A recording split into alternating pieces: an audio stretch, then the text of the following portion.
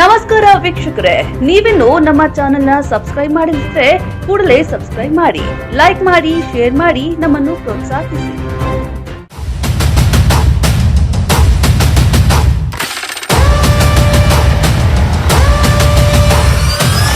ಆಸ್ತಿಯನ್ನು ತೆರವುಗೊಳಿಸಲಿ ವಿಫಲ ಆಗ್ಯಾರ. ತಹಸೀಲ್ದಾರ್ ಮ್ಯಾಗೂ ಕೂಡ ಕ್ರಮ ತಗೋಬೇಕು.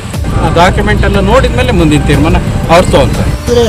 ಸೈಟಿಗೆ ಬಂದು ಇಲ್ಲಿ ಇಷ್ಟೆಲ್ಲ ಮಾಡಿದವ್ರಂದ್ರೆ ಇದೇ ಫಸ್ಟ್. ಇದೆ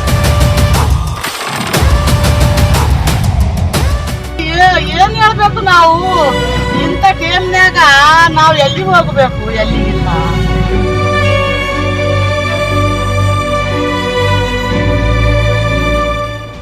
ವೀಕ್ಷಕರೇ, ಯಾದಗಿರಿ ಜಿಲ್ಲೆಯ ಸುರಪುರದಲ್ಲಿ ದಿಢೀರನೆ ಲೋಕಾಯುಕ್ತ ಅಧಿಕಾರಿಗಳು ಎಂಟ್ರಿ ಕೊಟ್ರು. ಅರೆ, ಅಲ್ಲೇನಾಯ್ತು ಅಂತೀರಾ? ಇಲ್ಲೇ ಇರೋದು ನೋಡಿ ಟ್ರಾಜಿಡಿ.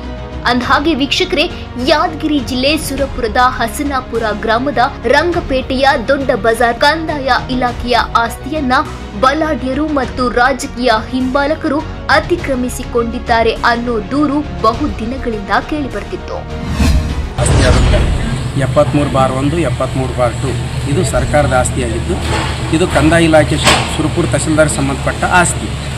ಈ ಆಸ್ತಿಯಲ್ಲಿ ಬರ್ತಕ್ಕಂಥ ಆಸ್ತಿಗಳಿಗೆ ಕಟ್ಟಿದಂಥ ಮನೆಗಳಿಗೆ ನಗರಸಭೆ ಈ ಕಂದಾಯ ಇಲಾಖೆ ಪರವಾನಗಿಲ್ಲದೆ ಮತ್ತು ಕಂದಾಯ ಇಲಾಖೆಗೆ ಯಾವುದೇ ರೀತಿಯಿಂದ ಪತ್ರ ವ್ಯವಹಾರ ಮಾಡದೆ ಸುಮಾರು 100-150 ಮನೆಗಳಿಗೆ ಆಸ್ತಿ ಸಂಖ್ಯೆ ಕೊಟ್ಟು ಸಮಸ್ಯೆ ಸೃಷ್ಟಿ ಮಾಡಿದ್ದು ಮೂಲ ಕಾರಣ ಇದು ಸುರಪುರ ನಗರಸಭೆ.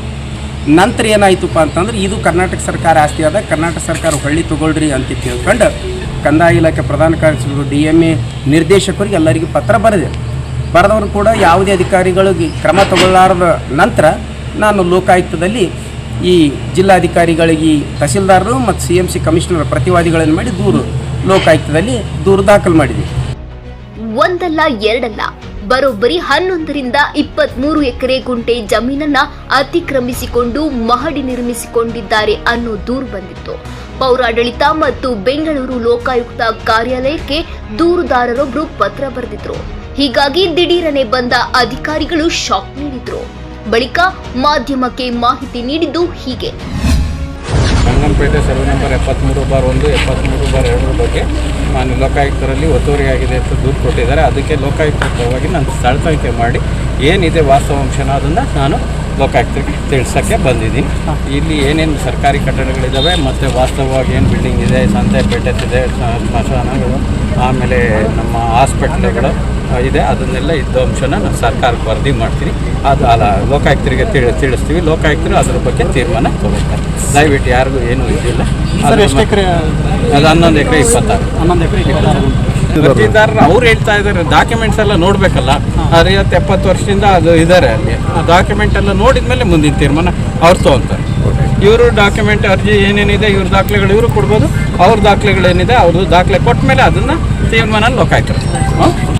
ಈ ರೀತಿ ಹಿಂದೆ ಮುಂದೆ ನೋಡದೆ ಬಂದು ಇದು ಅಕ್ರಮ ಜಮೀನು ಅಂದ್ರೆ ನಾವು ಹೋಗೋದಾದ್ರೂ ಎಲ್ಲಿಗೆ ಅಂತ ಇಲ್ಲಿನ ಜನ ಚಿಂತಾಕ್ರಾಂತರಾಗಿ ಪ್ರಶ್ನಿಸುತ್ತಿದ್ದಾರೆ.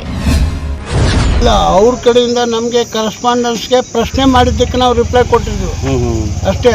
ಆದರೆ ಸೈಟಿಗೆ ಬಂದು ಇಲ್ಲಿ ಇಷ್ಟೆಲ್ಲ ಮಾಡಿದವ್ರಂದ್ರೆ ಇದೇ ಫಸ್ಟ್. ಮತ್ತು ಈ ಜನರದ್ದು ಎಲ್ಲ ನಾನು ಇದು ತಗೊಂಡಿದ್ದೀನಿ, ಸ್ಟೇಟ್ಮೆಂಟ್ ತಗೊಂಡಿದ್ದಾರೆ. ನಮಗೆ ಏನು ಅನ್ನಿಸ್ತದ ಅದು ಮತ್ತೆ ಲೋಕಾಯುಕ್ತಕ್ಕೆ ಬರಿತೇವೆ. ಅವ್ರದ್ದೇನು ಫೈನಲ್ ಡಿಸಿಷನ್ ಅದು ಹೆಂಗೆ ನಿಮ್ಮ ಮುಂದೆ ಹೋರಾಟ?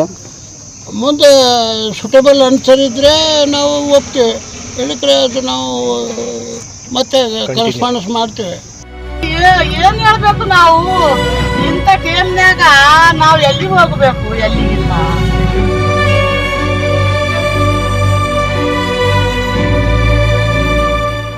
ಈ ವಿಚಾರದಲ್ಲಿ ಜಿಲ್ಲಾಡಳಿತ, ಪೌರಾಡಳಿತ ಮತ್ತು ನಗರಸಭೆಗೆ ತಪ್ಪು ಮಾಹಿತಿ ನೀಡಲಾಗಿದೆ ಎನ್ನಲಾಗಿದೆ. ಹೀಗಾಗಿ ಕಂದಾಯ ಆಸ್ತಿಯಲ್ಲಿ ಅಕ್ರಮವಾಗಿ ಅತಿಕ್ರಮಿಸಿಕೊಂಡಿದ್ದಾರೆ ಎನ್ನುವ ದೂರಿದೆ. ಹಾಗೆಯೇ ಸುರಪುರ ತಹಶೀಲ್ದಾರ್ ಕರ್ತವ್ಯ ಲೋಪ ಎಸಗಿದ್ದಾರೆ ಅನ್ನೋ ಆರೋಪಗಳಿವೆ. ಸದ್ಯಕ್ಕಂತೂ ಗಿರಿನಾಡು ಸುರಪುರಕ್ಕೆ ಬೆಂಗಳೂರಿನಿಂದ ಲೋಕಾಯುಕ್ತರ ನಿರ್ದೇಶನದ ಮೇರೆಗೆ ಜಂಟಿ ನಿರ್ದೇಶಕರು ಅಧಿಕಾರಿಗಳು ಎಂಟ್ರಿಯಾಗಿದ್ದಾರೆ. ಇದು ಮುಂದಿನ ದಿನಗಳಲ್ಲಿ ಇನ್ಯಾವ ಹಂತಕ್ಕೆ ಹೋಗುತ್ತೆ ಅನ್ನೋದನ್ನ ಕಾದು ನೋಡಬೇಕಿದೆ. 10ರಿಂದ 12 ಅಧಿಕಾರಿಗಳು ನೋಟಿಸ್ ಕೊಟ್ಟರೆ ಸೇವೆಯಿಂದ ಅಮಾನತು ಮಾಡಿಲ್ಲ. ಅದು ಅಮಾನತು ಮಾಡ್ಬೇಕು ಅವ್ರಿಗೆ. ಯಾಕಂದ್ರೆ ತಪ್ಪು ಮಾಹಿತಿ ಕೊಟ್ರ ಇವತ್ತು ಸಾಮಾನ್ಯ ಮನುಷ್ಯರಿಗಲ್ರಿ, ಸರ್ಕಾರಕ್ಕೆ ತಪ್ಪು ಮಾಹಿತಿ ಕೊಟ್ಟಾರ, ಲೋಕಾಯುಕ್ತರಿಗೆ ತಪ್ಪು ಮಾಹಿತಿ ಕೊಟ್ಟಾರ, ಜಿಲ್ಲಾಡಳಿತಕ್ಕೆ ತಪ್ಪು ಮಾಹಿತಿ ಕೊಟ್ಟಾರ. ಅವ್ರು ಯಾವುದೇ ಕ್ಷಣದಲ್ಲಿ ಇಡಬಾರ್ದು, ಅವ್ರ ಸೇವೆಯಿಂದ ಅಮಾನತುಗೊಳಿಸ್ಬೇಕು, ಅವ್ರಿಗೆ ಕ್ರಿಮಿನಲ್ ಕೇಸ್ ಮಾಡಿಸ್ಬೇಕು. ಒಂದು ಎರಡನೇ ಭಾಗವಾಗಿ ಏನಪ್ಪ ಅಂತಂದ್ರೆ ಈ ಜಿಲ್ಲಾಧಿಕಾರಿಗಳು 2 ಆದೇಶ ಮಾಡ್ಯಾರ. ಆ ಆಸ್ತಿ 73/1,